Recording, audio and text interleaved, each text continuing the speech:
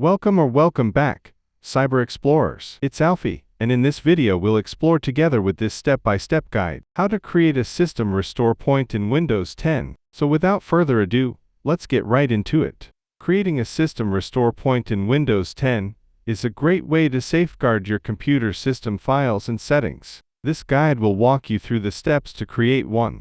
System restore is a tool that allows you to revert your computer state to a previous point in time, effectively rolling back system files, installed applications, Windows Registry, and system settings to a previous state. You can use System Restore to undo system changes without affecting your personal files, like documents or photos. To create a System Restore point in Windows, press the Windows key +S to open the search bar. Type Create a Restore Point, and select the matching search result. Under the Protection settings, check the available drives, usually the C drive, and its protection status, on or off. If it's off, our video on how to enable or disable system protection in Windows might help you.